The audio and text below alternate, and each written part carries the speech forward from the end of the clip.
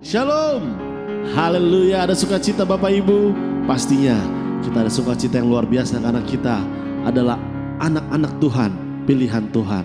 Kita mau terima kuasa Tuhan sebab Tuhan baik. Amin Bapak Ibu. Mari dengan semangat yang baru kita mau nyatakan pujian. Kami terima kuasa-Mu Tuhan. Yeay. Oh.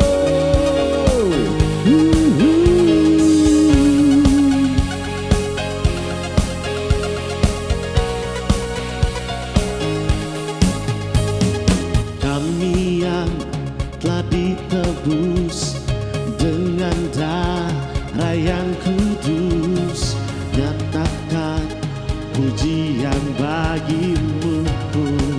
Kami baik, kami bangkit kudus-Mu sebagai bukti karya-Mu. Nyatakan Kau besar dan hidup. Kita mau berlari sama-sama dengan iman. Berlari sampai tujuan. Mendapatkan mahkota kekal. Kami terima kuasa-Mu Tuhan. Kami terima kemenangan yang Engkau sediakan untuk kami bawa di setiap apa?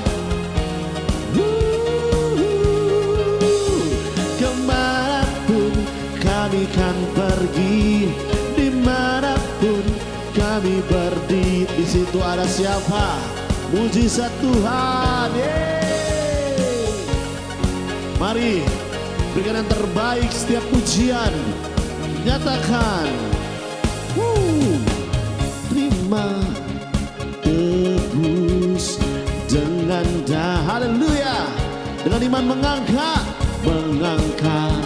pujian bagi-Mu. Kami bait kudus-Mu, kami bangkit kudus-Mu sebagai bukti. Nyatakan Kau besar dan hidup. Kita mau berlari bersama, bergandengan tangan, berlari sampai tujuan, mendapatkan mahkota. Kami terima kuasa-Mu Tuhan.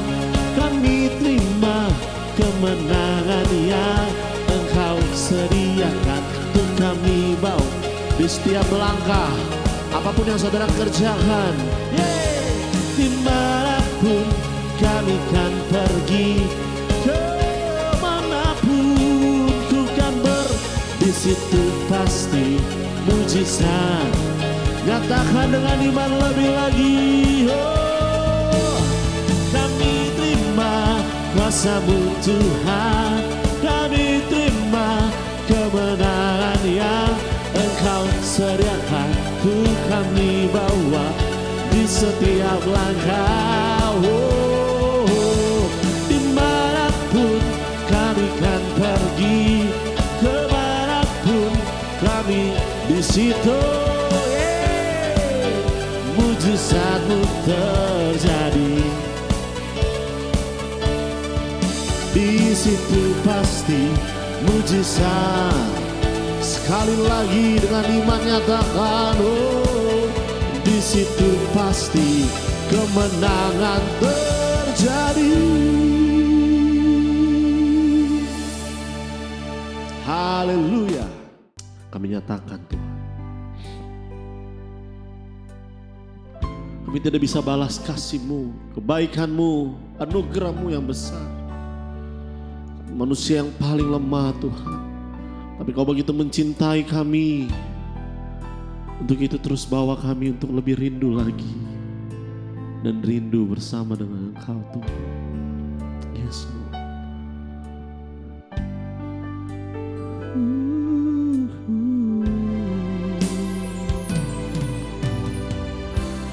Dengan apa ku membalas kasih-Mu yang ku terima dari-Mu? Dengan apa ku membalas cinta-Mu? Yes. Oh yeah. Yesusku, ku mau selalu bersyukur, selalu bersyukur. Kau Tuhan yang setia, yang selalu menopang. Ku mau selalu bersyukur, oh, selalu bersyukur. Kau Bapakku yang setia. Berikan tepuk tangan yang meriah untuk Tuhan kita yang dahsyat. Nyatakan dengan imanmu. Dengan apa ku membalas kasih yang ku terima darimu? Dengan apa ku membalas cintamu? Oh Yesusku, ku mau selalu bersyukur, selalu bersyukur. Kau Tuhan yang setia, yang selalu menopang. Ku mau selalu bersyukur, oh, selalu bersyukur. Kau Bapakku yang setia, ku mau selalu. Mari jemaat angkat pujian ini. Renungkan kebaikan Tuhan. Dia setia menopang kita. Ku mau selalu bersyukur. Yes. Yeah. Kau Bapakku yang setia. Yeah. Ku mau selalu bersyukur, selalu bersyukur. Kau Tuhan yang setia, yang selalu menopang. Ku mau selalu bersyukur, oh, selalu bersyukur. Kau Bapakku yang setia, oh, Kau Bapakku yang setia. Kau Bapakku yang setia.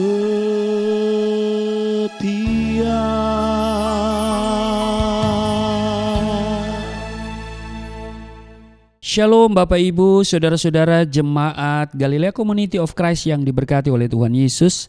Mari kita siapkan diri untuk kita membaca firman Tuhan terambil di Markus pasal 2 ayat 1 sampai dengan ayatnya yang ke-12. Mari kita berdoa. Segala hormat kemuliaan hanya bagimu Bapa di dalam nama Yesus Kristus. Kami kuduskan namamu, datanglah kerajaanmu, jadilah kehendakmu di bumi seperti di surga. Dan pada saat ini kami akan baca dan mendengarkan firman-Mu. Urapi kami, buka hati pikiran kami, supaya apa yang kami baca dari firman-Mu kami dengar tidak untuk kami lupakan, tapi itu termaterai di dalam hati kami menjadi rema dalam hidup kami. Urapi juga hamba-Mu yang tidak ada apa-apanya. Setiap kata kalimat yang keluar dari mulut hamba-Mu adalah kata kalimat penuh kuasa, penuh urapan, yang mendengar diberkati, berakar, bertumbuh, dan berbuah di dalam Engkau. Kami diamkan seluruh suara hati kami kecuali suara Tuhan kami mau dengar. Di dalam nama Yesus Kristus kami berdoa dan mengucap syukur. Amin. Markus pasal 2 ayat 1 sampai dengan ayatnya yang ke-12, orang lumpuh disembuhkan.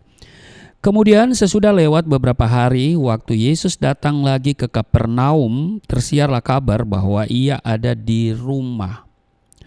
Maka datanglah orang-orang berkerumun sehingga tidak ada lagi tempat, bahkan di muka pintu pun tidak. Sementara ia memberitakan firman kepada mereka, ada orang-orang datang membawa kepadanya seorang lumpuh digotong oleh 4 orang. Tetapi mereka tidak dapat membawanya kepadanya karena orang banyak itu. Lalu mereka membuka atap yang di atasnya. Sesudah terbuka, mereka menurunkan tilam tempat orang lumpuh itu terbaring. Ketika Yesus melihat iman mereka, berkatalah ia kepada orang lumpuh itu, "Hai anakku, dosamu sudah diampuni." Tetapi di situ ada juga duduk beberapa ahli Taurat. Mereka berpikir dalam hatinya, "Mengapa orang ini berkata begitu? Ia menghujat Allah. Siapa yang dapat mengampuni dosa selain daripada Allah sendiri?" Tetapi Yesus segera mengetahui dalam hatinya bahwa mereka berpikir demikian. Lalu ia berkata kepada mereka, "Mengapa kamu berpikir begitu dalam hatimu? Manakah lebih mudah mengatakan kepada orang lumpuh ini, 'Dosamu sudah diampuni,' atau mengatakan, 'Bangunlah, angkatlah tilammu dan berjalanlah'? Tetapi supaya kamu tahu bahwa di dunia ini Anak Manusia berkuasa mengampuni dosa." Berkatalah ia kepada orang lumpuh itu, "Kepadamu kukatakan, bangunlah, angkatlah tempat tidurmu dan pulanglah ke rumahmu." Ayat 12, dan orang itu pun bangun, segera mengangkat tempat tidurnya dan pergi keluar di hadapan orang-orang itu. Sehingga mereka semua takjub lalu memuliakan Allah. Katanya, "Yang begini belum pernah kita lihat." Demikian di Markus pasal 2 ayat 1 sampai dengan ayatnya yang ke-12. Ini kisah penyembuhan orang lumpuh. Saya mau katakan bahwa mujizat menjadi nyata. Amin. Dan mujizat itu masih berlaku dan akan terus berlaku. Amin. Sebab kuasa Tuhan tidak pernah berubah dahulu, sekarang, dan selamanya. Nah, kisah penyembuhan orang lumpuh terjadi di Kapernaum, kampung halaman Simon dan Andreas, yang nampaknya menjadi markas pelayanan Yesus di Galilea. Kota ini terletak di sebelah barat laut Danau Galilea dan merupakan sebuah kampung nelayan. Kisah ini dimulai di sebuah rumah, di ayat 1 tadi dikatakan. Kemudian sesudah lewat beberapa hari, waktu Yesus datang lagi ke Kapernaum, tersiarlah kabar bahwa ia ada di rumah. Jadi di sebuah rumah, dan juga kita baca tadi di ayat 11 ya, di ayat 11 dikatakan bahwa kepadamu kukatakan, bangunlah, angkatlah tempat tidurmu dan pulanglah ke rumahmu. Jadi perhatikan bahwa dimulai di sebuah rumah dan juga ditutup dengan perintah Yesus kepada orang lumpuh yang disembuhkannya untuk pulang ke rumah. Jadi dimulai di sebuah rumah. Dan di ayat 11 Yesus memerintahkan orang lumpuh itu supaya pulang ke rumahnya. Nah, jelaslah kata rumah ya menjadi bingkai dari kisah penyembuhan ini. Bapak Ibu, saudara-saudara jemaat yang diberkati oleh Tuhan Yesus, rumah orang Yahudi pada saat itu merupakan sebuah bangunan satu ruangan berikut sebuah halaman. Di samping bangunan rumah biasanya terdapat tangga yang menuju ke atap. Atap rumah pada saat itu berbentuk datar dan terbuat dari jerami dan tanah liat. Orang terkadang melakukan kegiatan di atas atap rumah itu. Misalnya bersantap malam atau tidur pada saat musim panas atau bahkan berdoa. Kalau kita baca misalnya di Kisah Rasul pasal 10 ya, ayatnya yang ke-9, keesokan harinya ketika ketiga orang itu berada dalam perjalanan dan sudah dekat kota Yope, kira-kira pukul 12 tengah hari, naiklah Petrus ke atas rumah untuk berdoa. Jadi atas rumah itu juga multifungsi ya. Bisa digunakan untuk santap malam bersama, bisa juga untuk tidur pada saat musim panas, juga untuk berdoa. Melihat ukuran rumah yang umum pada saat itu, maka seluruh halaman dan bangunan rumah dapat memuat kurang lebih 70 orang. Orang lumpuh yang dibawa kepada Yesus yang kita baca tadi digotong oleh 4 orang. Hal ini menandakan bahwa dia mengalami kelumpuhan total. Suatu penyakit yang serius yang membutuhkan campur tangan Allah untuk penyembuhannya. Karena banyak orang berkerumun di rumah tempat Yesus mengajar, keempat, penggotong orang lumpuh itu membawa ke atas atap melewati tangga. Lalu kemudian membuka atapnya. Kemudian mereka menurunkan orang lumpuh itu terbaring dengan sebuah tilam tepat di hadapan Tuhan Yesus. Cara mereka sungguh tidak lazim karena seperti vandalisme begitu ya. Dan juga cukup sulit menggotong orang lumpuh menaiki tangga menuju atap. Ditambah lagi tindakan mereka pasti akan mengganggu pengajaran yang dilakukan oleh Yesus. Ya, dengan puing-puing atap yang jatuh ke dalam rumah karena mereka buka atapnya. Mengingat bahwa orang Yahudi biasa berdoa di tempat yang tinggi seperti atap rumah atau di bukit, maka kemungkinan mereka mencari tempat yang paling layak untuk berdoa, memohon pertolongan kepada Allah. Perhatikan ya, tidak ada permohonan dari orang lumpuh atau para penggotongnya kepada Yesus untuk sebuah penyembuhan. Namun segala upaya mereka sudah melebihi permohonan dan Yesus melihat iman mereka. Ya, kita tidak baca bahwa 4 orang itu memohon kepada Yesus, apalagi si lumpuh kan.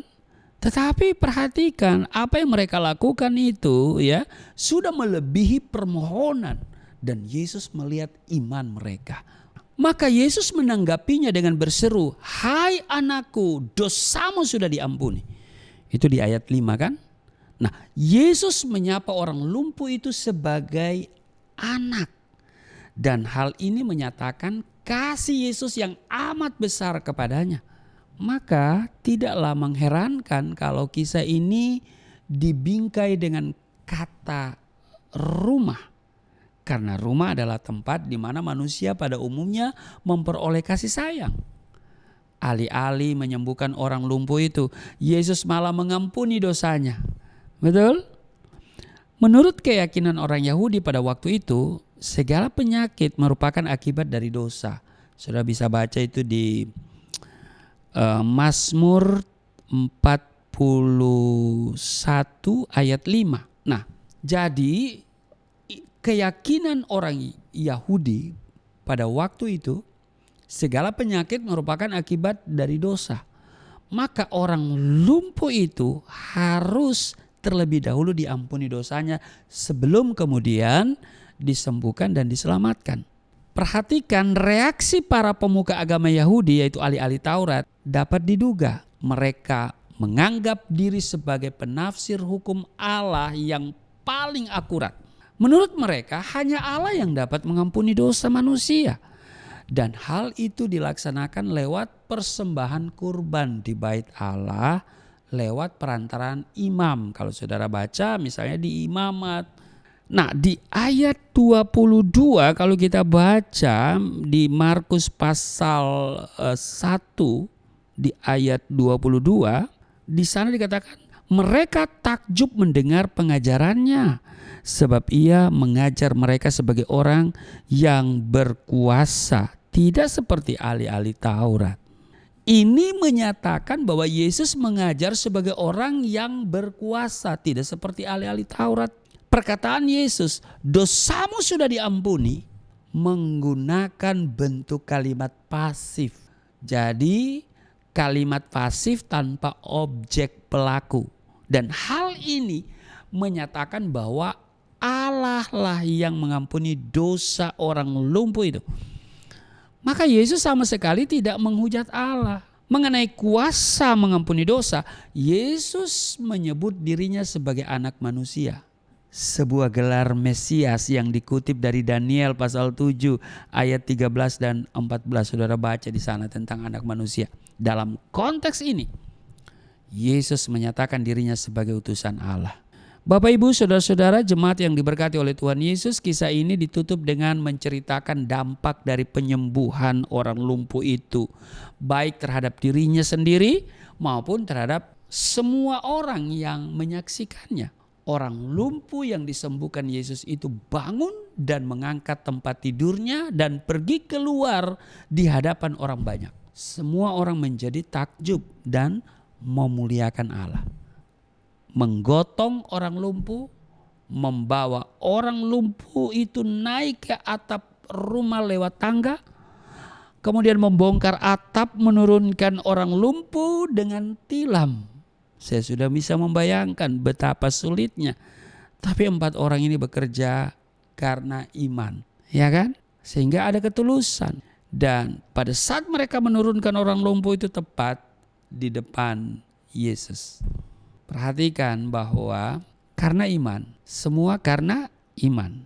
Karena selain upaya yang dilakukan oleh mereka, tetapi yang paling utama yang dimiliki baik oleh orang lumpuh maupun 4 orang itu, yaitu iman. Karena iman mereka bertindak. Nah itu ya. Jadi karena iman mereka bertindak, datang kepada Yesus. Karena mereka percaya Yesus berkuasa untuk menyembuhkan. Amin. Jadi perhatikan, iman itu bekerja sama dengan tindakan atau perbuatan. Saudara jangan hanya memiliki perbuatan tanpa iman, itu sia-sia. Atau juga saudara memiliki iman tanpa perbuatan, itu mati. Ya. Jadi kita harus punya upaya, punya usaha, ikhtiar. Tapi juga semua yang kita lakukan itu berdasarkan iman. Iman yang kokoh. Karena iman yang kita milikilah yang membuat mujizat itu menjadi nyata. Jadi untuk mujizat itu terjadi, iman yang disertai dengan tindakan. Tindakan untuk berupaya datang kepada Yesus. Harus datang kepada Tuhan.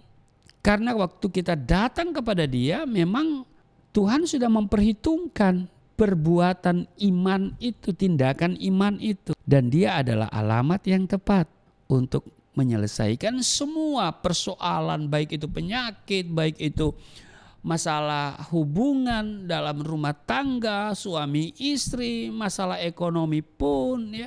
Yesus adalah alamat yang tepat untuk kita datang menyelesaikan semua bentuk persoalan, tantangan, kesulitan, masalah kita. Tapi harus datang dengan iman. Iman yang disertai dengan tindakan. Punya iman saja tidak cukup, tapi juga punya perbuatan saja tidak cukup. Iman dan perbuatan, maka kita melihat mujizat itu nyata. Amin. Tuhan Yesus memberkati. Mari kita berdoa. Terima kasih untuk hari ini. Kami diingatkan bahwa iman bekerja sama dengan perbuatan. Perbuatan tanpa iman itu sia-sia. Tapi iman tanpa perbuatan juga mati. Maka Tuhan memperhatikan perbuatan yang dilandasi oleh iman. Terima kasih, dan kami akan menyatu dengan tubuh darah-Mu, tapi sebelumnya kami akan memberikan persembahan sebagai ucapan syukur kami kepadamu atas perbuatan Tuhan yang luar biasa.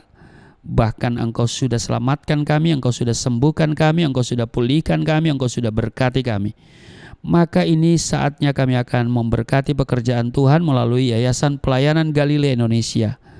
Terus Engkau berkati yayasan sebagai wadah pelayanan misi, baik itu pelayanan on-site maupun online. Tuhan berkati yayasan dalam kerinduan untuk memiliki gedung secara permanen. Dan kalau itu belum terjadi, maka Tuhan juga bisa mengirim tiang-tiang finansial untuk memperpanjang kontrak daripada gedung ini. Terpujilah Engkau, kami sambil memberi, kami siapkan diri untuk seperjamuan dengan tubuh darah-Mu. Di dalam nama Yesus Kristus kami berdoa dan mengucap syukur. Sambil memberi dengan penuh sukacita. Di dalam nama Tuhan Yesus. Amin. Puji Tuhan, Kita akan memberikan korban persembahan, biar setiap persembahan kita menjadi dupa yang harum di hadapan Tuhan. Berikan dari hatimu, bukan dari jumlahnya, tapi dari setiap hati yang memberikan. Bapak Ibu bisa lihat di layar kaca Bapak Ibu, bisa lewat transfer, kiranya Tuhan Yesus memberkati. Mari kita siapkan hati kita untuk terima tubuh dan darah Kristus. Makasih Tuhan. Sebab oleh kuasa darah-Mu, oleh kuasa darah-Mu, Kau telah tebus dosaku. Kekudusan-Mu melingkupiku. Kasih-Mu mengalir memulihkan hidupku.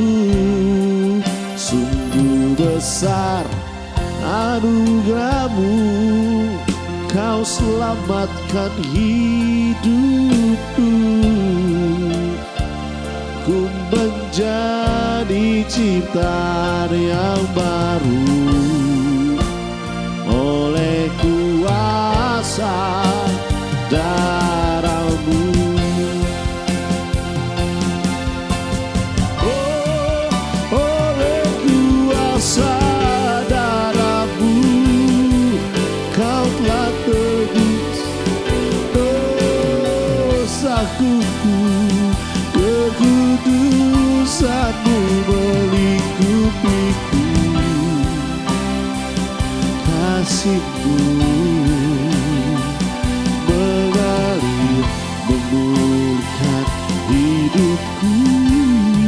Sungguh besar anugerah-Mu, Kau selamatkan hidupku. Ku menjadi ciptaan yang baru oleh kuasa darah-Mu. Baik Bapak Ibu, terima kasih untuk persembahan yang Bapak Ibu transfer ke Yayasan Pelayanan Galilea Indonesia sebagai wadah pelayanan, baik itu misi maupun juga kegiatan on-site, persekutuan, doa, GCC yang setiap Sabtu ya. Juga pelayanan di medsos ini, media sosial secara online, baik itu Sahabat Galilea maupun ibadah minggu ya di channel Galilea Network. Terus dukung kami dan doakan juga, itu yang penting ya, doakan, dukung dalam doa, terus berseru kepada Tuhan supaya bisa perpanjang kontrak gedung ini. Ya, tidak ada perkara yang mustahil. Amin. Ya, karena itu mari kita terus berdoa. Lebih banyak orang mendoakan, itu lebih cepat jawaban doa. Haleluya.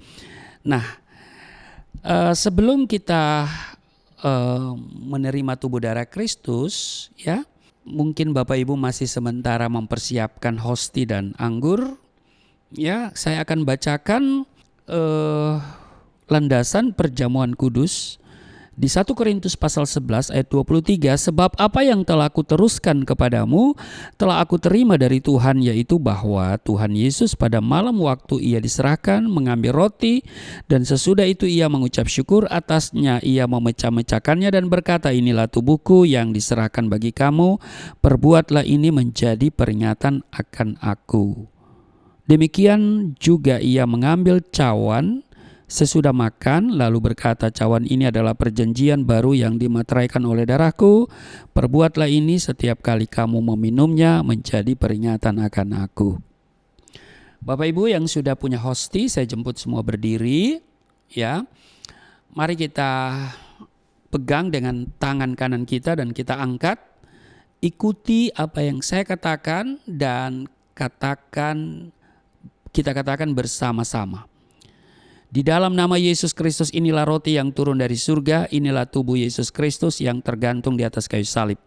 yang memberikan keselamatan hidup kekal di dalam kerajaan surga, yang menyempurnakan tubuhku agar sehat sempurna, menyempurnakan jiwa dan rohku supaya dibangkitkan pada akhir zaman. Inilah tubuh Yesus Kristus yang tergantung di atas kayu salib, tertikam, tertombak, agar kami tidak terkapar di rumah sakit, tidak terkapar di meja operasi, tidak terkapar di ruang ICU, tidak lumpuh, tidak pikun, tidak koma. Aku tolak segala bentuk tumor, segala bentuk kanker, segala bentuk penyakit, kuman, virus, sakit penyakit, segala luka di tubuhku, penderitaanku, kesusahanku, kemiskinanku, kegagalanku sudah diangkat, diselesaikan oleh Yesus Kristus di atas kayu salib. Maka hari ini aku meraih janji Tuhan, aku meraih kuasa, aku meraih mujizat, disembuhkan, dipulihkan, diberkati, hidup berkemenangan di dalam nama Yesus Kristus.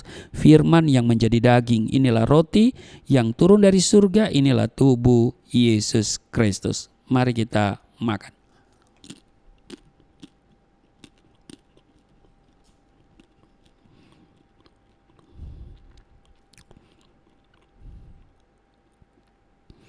Mari kita angkat anggur dibentuk menjadi darah Kristus. Dan katakan apa yang saya katakan, mari kita katakan bersama-sama.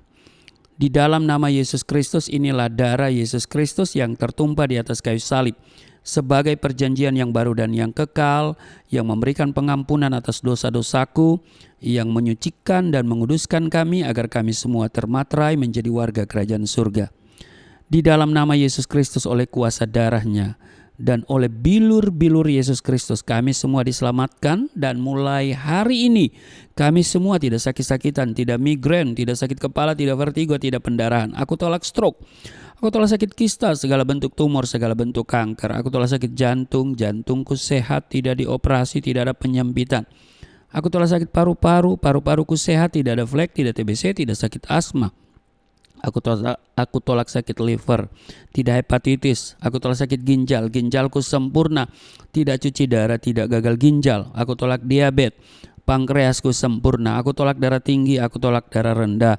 Tidak ada alergi dalam tubuhku, tidak kolesterol. Sel-sel darah merah, darah putih sempurna adanya, tidak asam urat. Aku tolak rematik, tulang-tulangku tidak keropos, saraf, pembuluh-pembuluh darah, semuanya berfungsi dengan sempurna.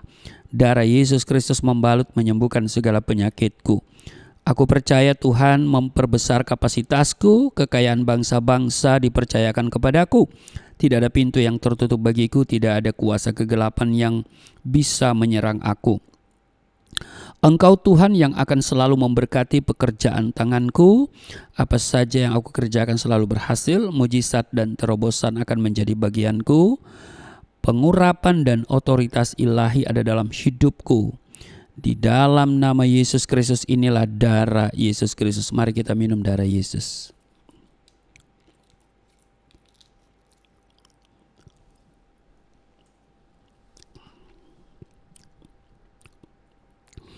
Mari kita bersyukur untuk tubuh darah Kristus yang sudah kita terima dan menyatu dengan tubuh darah kita.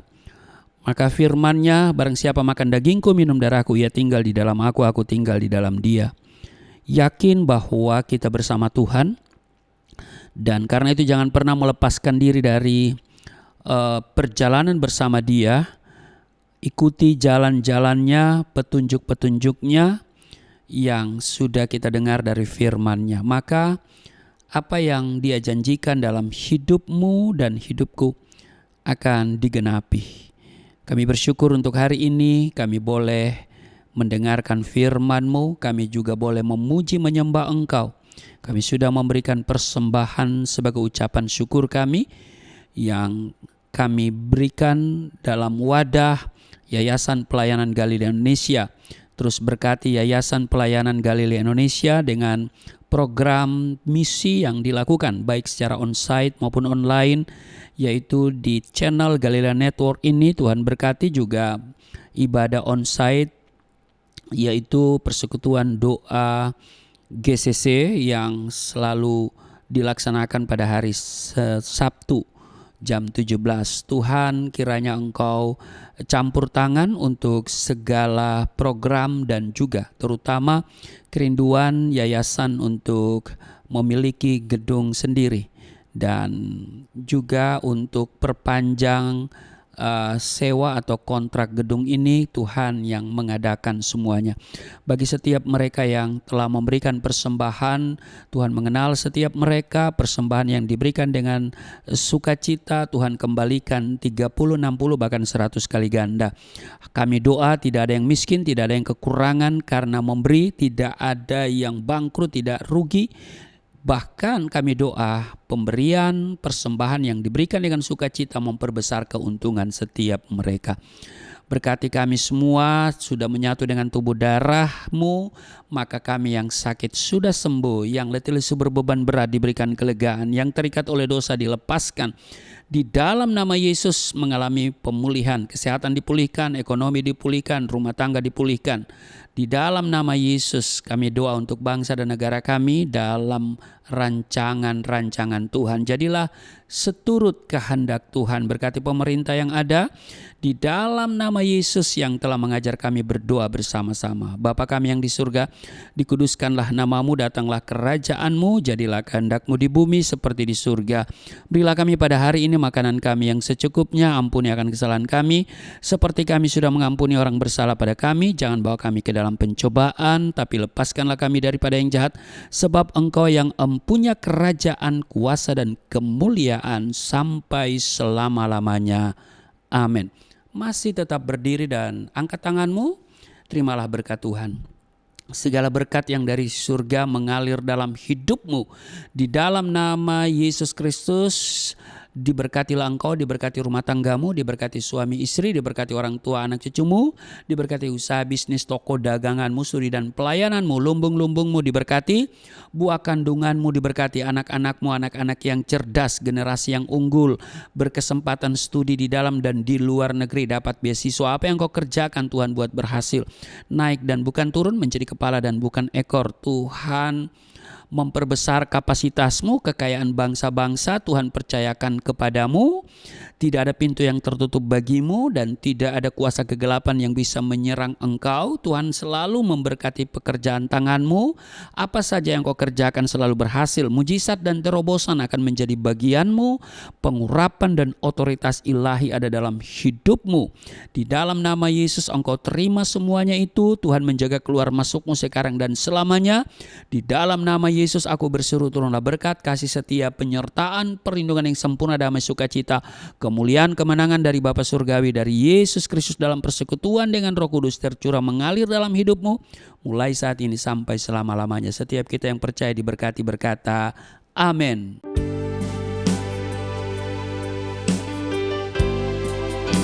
Sungguh besar pengorbananmu bagiku, terlalu dalam untuk dimengerti. Sungguh besar, sungguh indah yang kau pikirkan tentangku, tak terselami bagiku. Sungguh indah, oh, sungguh indah, sungguh indah. Haleluya. Puji Tuhan Bapak Ibu, ibadah kita telah selesai. Kiranya Tuhan Yesus memberkati setiap kita yang menyaksikan dan mengikuti ibadah pada hari ini. Dan pastinya tetap ikuti setiap program kami, Jemaat GCC Galilea Community of Christ. Sekali lagi Tuhan Yesus memberkati. Haleluya.